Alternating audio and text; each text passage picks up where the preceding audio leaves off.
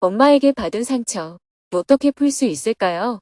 2025년 7월 8일, 한국 출발, 싱가포르 도착. 안녕하세요. 오늘은 아시아 순회 강연을 하기 위해 한국을 출발하여 싱가포르로 이동하는 날입니다. 스님은 새벽 수행과 명상을 마친 후 정토사회문화회관으로 향했습니다. 평화재단 사무실에서 업무를 보다가 오전 10시 30분부터 JTS 사무국장과 회의를 했습니다. 다가오는 10월에 JTS 32주년 기념 세미나를 개최할 예정인데 어떤 주제와 내용으로 행사를 기획하면 좋을지 의견을 나누었습니다. JTS 사무국장이 초안을 마련해서 발표한 후 스님에게 조언을 구했습니다. JTS 설립 32주년을 맞이하여 세미나를 열어보려고 합니다. 인도, 필리핀, 북한, 긴급 구호 이렇게 4가지 파트로 발표를 준비해봤는데 괜찮을까요? 스님은 그동안 JTS가 해온 사업들을 이야기해 주었습니다. 네, JTS 사업은 언급한 대로 크게 4가지로 나눈다고 볼 수 있습니다. JTS 사업은 인도의 불가촉천민 마을에 수자타 아카데미를 30년 동안 운영하여 문맹을 퇴치한 것과 필리핀 민다나오 지역에 20년간 70여 개의 학교를 지어서 평화를 가져온 것, 그리고 북한에 대한 인도적 지원을 꾸준히 해온 것, 이 3가지가 가장 중심이라고 할 수 있습니다. 나머지는 긴급구호 성격을 갖는 활동이었는데 그 중에 큰 성과를 낸 것은 첫째, 시리아 지진 피해 구호 활동, 둘째, 파키스탄 홍수 피해 구호 활동, 셋째, 태풍 하이엔 피해 복구를 위한 필리핀 마라보 구호 활동, 넷째, 로힝야 난민 캠프 구호 활동을 들 수 있습니다.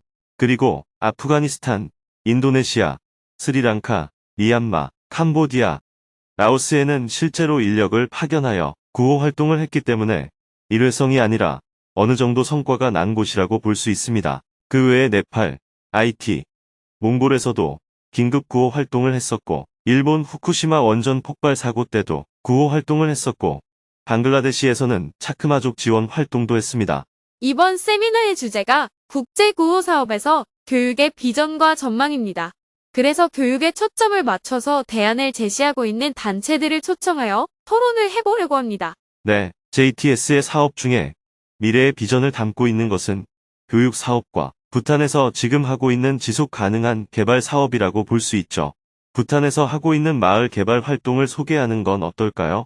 부탄 지속 가능한 개발 사업은 현재 진행 중인 사업이라 다음 세미나에서 다루면 좋겠습니다.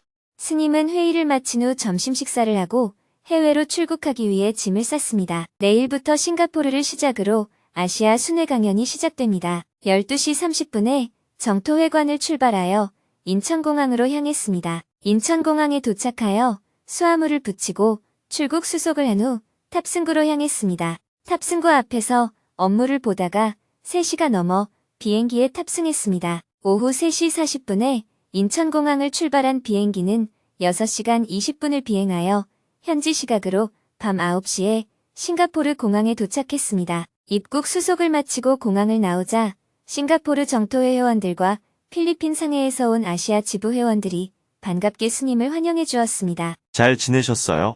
네, 여러분이 이렇게 밤에 마중을 나올까봐 내일 아침에 오려고 했어요. 그런데 내일 오면 수행법회 방송을 할 수가 없어서 오늘 왔습니다. 잘 오셨어요? 스님, 기내에서 불편하지는 않으셨어요? 기내식이 안 나와서 저녁도 못 드셨지요? 생각보다 의자 간격도 넓고 좋았습니다.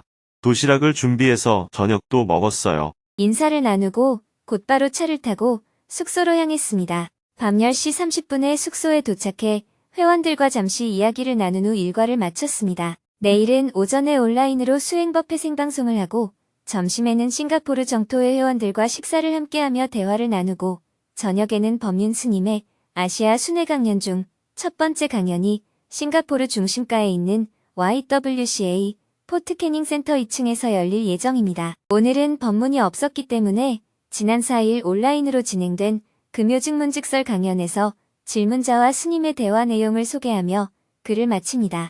엄마에게 받은 상처, 어떻게 풀 수 있을까요? 엄마는 제가 어릴 때 공부를 조금 잘한다는 이유로 학업에 관해 과도한 스트레스를 주셨습니다. 그래서 엄마를 향한 적대감이 늘 심했고 시험을 볼 때마다 늘 죽고 싶었습니다. 그런데 운 좋게도 특목고와 좋은 대학에 들어갔고 지금은 괜찮은 직장에 다니고 있습니다. 그런데 엄마는 이게 다 자기 덕분이라고 생각합니다. 제가 20살에 집안이 망하면서 부모님은 이혼하셨습니다. 그 이후로 엄마는 제게 지속적으로 금전적 요구를 많이 하십니다. 처음에는 부모님 이혼 무렵이었는데 아빠가 제게 학비로 주신 1,600만 원을 엄마가 달라고 하셔서 드렸습니다. 이혼 판결이 나던 날에도 제가 서울에서 공부하려고 모아둔 400만 원을 달라고 하셔서 드렸습니다. 20대에는 엄마와 연락하지 않고 지낸 적도 있었고 또 엄마가 그리워서 찾아가면 싸우고 다시 나오기도 했습니다. 20대 후반부터 30대 초반까지는 엄마와 같이 살았는데 월세, 생활비, 대출이자, 갯돈 등으로 수천만 원을 들였지만 엄마는 그걸 전혀 기억하지 못하십니다.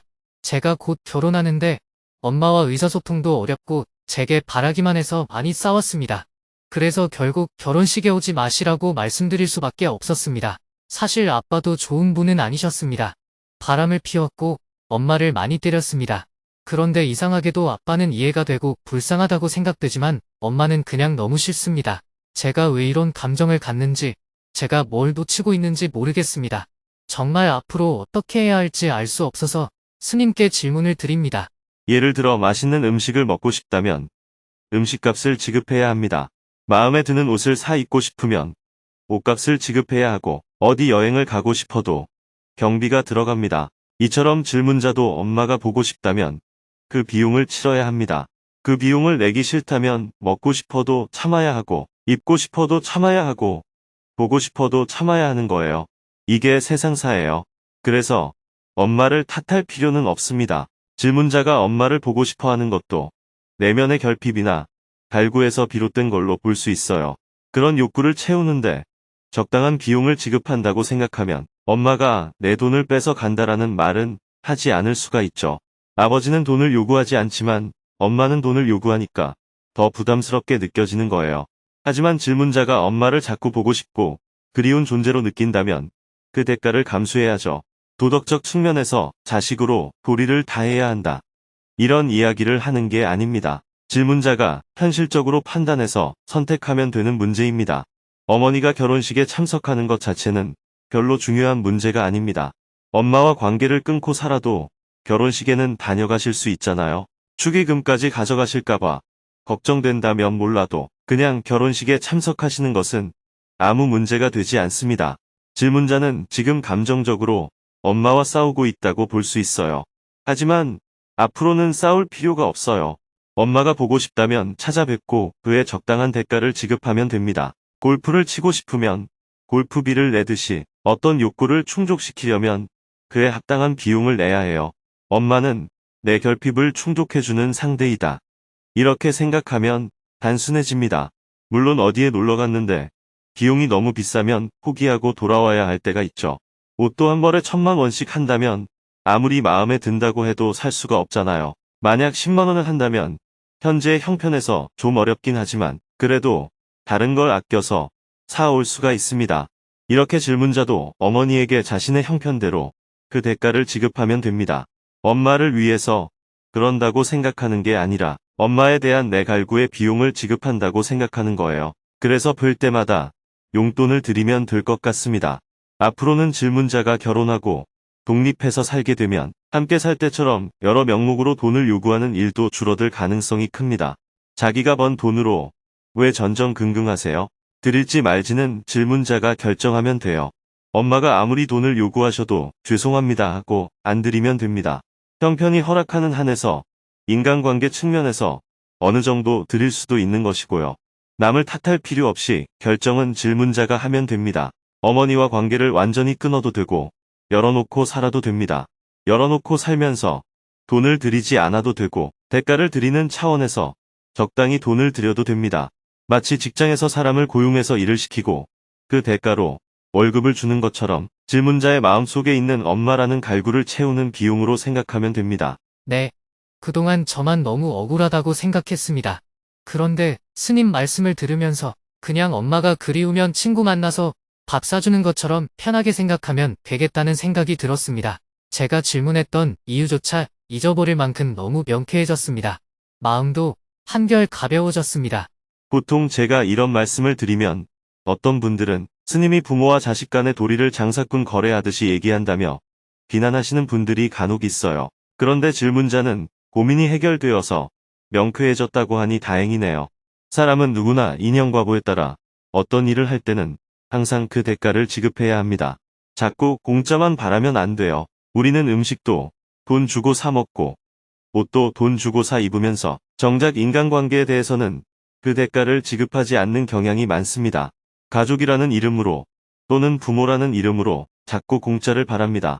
질문자는 이미 성인이 되었고 엄마도 성인입니다. 성인 간의 관계에서 서로 적절히 대가를 지급하며 산다라는 관점을 가지면 사실은 갈등이 일어날 일이 없습니다.